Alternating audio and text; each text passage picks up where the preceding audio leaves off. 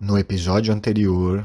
Seja muito bem-vindo ao nosso canal de física. No vídeo de hoje, a gente vai estudar um dos efeitos mais esquisitos da física quântica, chamado tunelamento quântico ou efeito túnel. Imagina que você tem uma parede e você tem uma bola aqui deste lado da parede e você quer jogar a bola para o outro lado, um muro, e você quer jogar a bola para o outro lado do muro. Eu tenho que fornecer uma quantidade de energia para essa bola maior do que a energia representada por essa barreira. Na física clássica não tem outro jeito dessa bola atravessar essa parede. Porém, a física quântica, ela é bastante diferente e bem mais esquisita que a física clássica. E o de Broglie tinha já proposto que a matéria, as partículas, elas também têm um comportamento ondulatório. No mundo microscópico, no mundo quântico, as partículas elas se comportam como partículas e também como ondas. O Schrödinger pega esse trabalho do de Broglie e desenvolve esse trabalho de uma forma mais geral. A equação de Schrödinger, como a gente acabou de ver, ela descreve as partículas por uma função de onda, né? Ela descreve o comportamento das partículas por uma função de onda. Uma das condições para a função de onda resolver a equação de Schrödinger é que essa função de onda seja contínua, ou seja, em outras palavras, ela não pode ter descontinuidade, ela não pode ser interrompida abruptamente. A descrição matemática desse problema está na figura que vocês estão vendo aí na tela, né? Essa parte aí meio acinzentada, essa parte cinza da figura é a barreira de potencial de um átomo. Conforme a partícula encontra essa barreira, não pode haver uma descontinuidade. Então percebam que ela continua penetrando dentro dessa barreira. A amplitude dessa onda vai diminuindo exponencialmente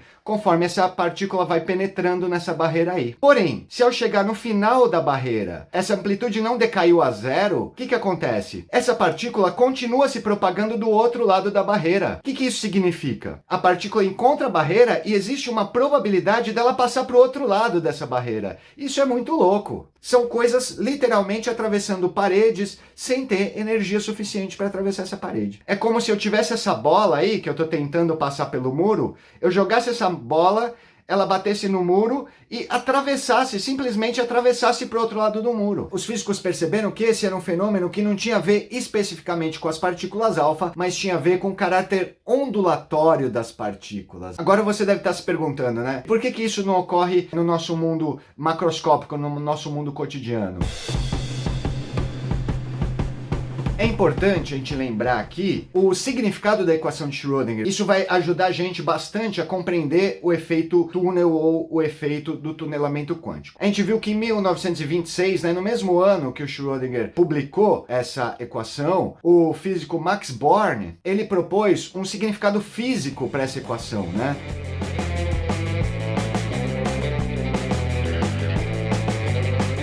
Ele propôs que a função de onda, na verdade, que resolve a equação de Schrödinger, se você pegar essa função de onda e elevar ao quadrado, ela vai te dar a probabilidade de encontrar essa partícula nos pontos ali de maior amplitude daquela onda. Ou seja, onde a amplitude da onda é maior, eu tenho maior probabilidade de encontrar aquela partícula. Vou colocar aqui dois exemplos mais visuais para a gente entender melhor o que está acontecendo, então. Nesse exemplo aqui, é como se a gente estivesse vendo de cima um elétron tunelando numa barreira de potencial. Obviamente, isso aqui é uma simulação feita por computador, é impossível ver um elétron tunelando, né? Quando a gente olha isso aqui, parece que uma parte do elétron atravessou e uma outra parte foi refletida. Esse é o efeito simulado em computador, exatamente do tunelamento quântico. Mas isso não significa que uma parte da partícula, uma parte do elétron, uma parte da partícula alfa ou qualquer partícula quântica que seja, não significa que uma parte dela atravessou e uma outra parte foi refletida e voltou. A equação de Schrödinger, na verdade, ela nos dá probabilidades. O que a gente está vendo aqui é uma nuvem de probabilidade daquela partícula atravessar e daquela partícula ser refletida. Essa parte aqui que atravessou, que tunelou, né, que atravessou essa barreira, na verdade é uma probabilidade dela atravessar. A partícula não vai se dividir em duas, uma parte vai voltar e a outra vai atravessar. Não é isso que a gente está vendo aqui, não é isso que é o tunelamento quântico. Vamos supor que eu resolva lá a equação de Schrödinger para essa partícula que a gente está vendo e a probabilidade seja de 1%, dessa partícula atravessar. Essa probabilidade tem a ver com o decaimento exponencial da amplitude da onda associada a essa partícula. Ela vai decaindo e vamos supor que quando ela atravessa essa barreira de potencial, essa parede aí, a amplitude dela é 1% do que era antes. Isso significa que ela tem 1% de probabilidade de atravessar. Quer dizer que se eu jogar 100 partículas nessa parede, 99 serão refletidas e apenas uma vai atravessar. Esse é o significado da resolução da equação de Schrödinger, esse é o significado dessa figura que a gente está vendo. Muita gente vê essa figura e pensa assim, ah não, então a partícula se divide em duas, né? Então eu tenho lá uma partícula alfa, por exemplo, ela bate na parede de potencial, ela se divide em duas, uma parte retorna e outra parte atravessa. Não é isso. Isso é apenas uma probabilidade. Se a partícula atravessar, ela atravessa inteira. E se ela refletir e voltar, ela volta inteira também. Vamos ver agora por outro ângulo, visto de lado, né, de perfil.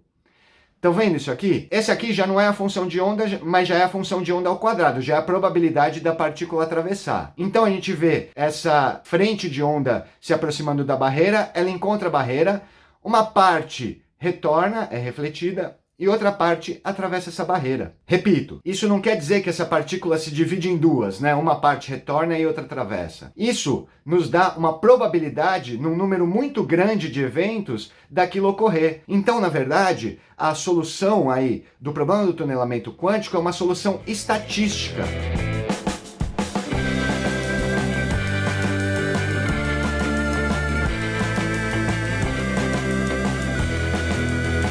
Pô, esse efeito é muito interessante, né? Porque ele contradiz todas as nossas noções do mundo macroscópico, né? De partícula. Porque no mundo macroscópico, se eu quero atravessar uma parede, né? Eu tenho que abrir algum buraco naquela parede, eu tenho que passar por cima. Se eu ficar jogando uma bola contra a parede, ela jamais vai atravessar essa parede. A não ser que eu dê energia suficiente para ela passar por cima dessa parede ou que ela arrebente essa parede. Isso no mundo macroscópico. Mas no mundo das coisas muitíssimo pequenas, isso ocorre e ocorre o tempo todo. Por que a gente não vê isso acontecendo no nosso dia a dia, né? Por que isso ocorre no mundo microscópico lá da física quântica, no reino quântico? E por que isso não ocorre no nosso mundo macroscópico, no nosso mundo cotidiano? A resposta para isso é bem simples. E é uma questão de ordem de grandeza, é uma questão de escala. Tem um vídeo aqui no meu canal que eu discuto o comprimento de onda da matéria, né? A gente faz até um cálculo de qual seria o comprimento de onda de uma bolinha de tênis se movendo ali numa determinada velocidade. Esse comprimento de onda associado à matéria, que tem uma massa muito grande, uma quantidade de movimento muito grande, como a gente viu pela equação de de Broglie, se a quantidade de movimento é muito grande, o comprimento de onda ele é muito pequeno. Quando eu estou no mundo macroscópico, o comprimento de onda das partículas macroscópicas, das bolinhas de tênis, das bolas de futebol, do seu corpo, né, e tudo mais, das coisas macroscópicas se movendo, é inimaginavelmente pequeno, quer dizer, é pequeno demais. É da ordem de bilhões de vezes menor que o núcleo de um átomo. O fenômeno do tunelamento quântico, ele ocorre por causa desse comportamento ondulatório das partículas. Porém, esse comportamento ondulatório no mundo macroscópico, ele é tão ridiculamente pequeno que ele é absolutamente desprezível. Não tem como você descrever no mundo macroscópico o movimento de uma bolinha de tênis usando uma equação de onda. Na verdade tem, só que o comprimento de onda dessa partícula, né? No caso, vamos pensar numa bolinha de tênis.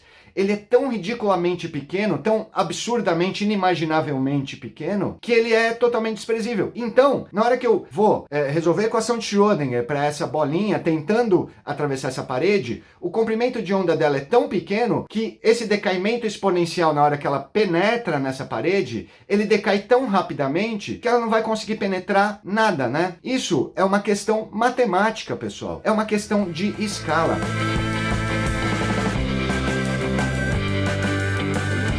Essa é a crítica que eu faço para essas pessoas que tentam aplicar os conceitos da física quântica no nosso mundo macroscópico, né? Eles simplesmente não são observáveis, porque a gente está trabalhando com escalas de grandeza ridiculamente diferentes, absurdamente diferentes. Então, o que eu observo lá no universo das coisas quânticas, eu não consigo observar no universo das coisas clássicas. A matemática da física quântica, ela não permite que isso ocorra. Então, quando eu resolvo a equação de Schrödinger para uma bolinha de tênis tentando atravessar uma parede, a gente vai ver que a penetração dessa bolinha de tênis é muitíssimo menor até do que o núcleo de um átomo. Ela não consegue penetrar nem o comprimento de um átomo dentro dessa parede. Então é um efeito completamente desprezível e existe o formalismo da física quântica, existe a equação de Schrödinger que nos mostra isso. Você pegar um efeito quântico e falar, isso ocorre na física quântica, então vai ocorrer na minha vida aqui. Não vai. Não vai, porque a matemática não permite isso.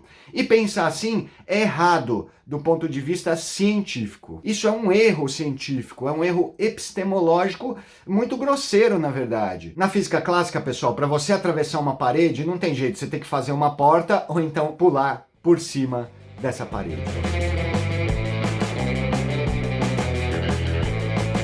Ele é muito utilizado nas tecnologias que a gente usa atualmente. Esse celular ou o computador que você está usando hoje, ele usa propositalmente o fenômeno do tunelamento quântico para funcionar. Ele funciona graças ao fenômeno do tunelamento quântico. A luz que a gente recebe do Sol, ela também só é gerada, só é produzida lá dentro do Sol, graças ao efeito do tunelamento quântico. Eu não vou explicar esses fenômenos agora, porque senão esse vídeo vai ficar muito longo. Mas, se vocês quiserem, deixem aí no comentário, eu faço um vídeo só para explicar como o tunelamento quântico explica, por exemplo, a emissão de luz no Sol, explica o funcionamento dos computadores, dos tablets, dos celulares, etc. Era isso que eu tinha para dizer. Muito obrigado e até a próxima.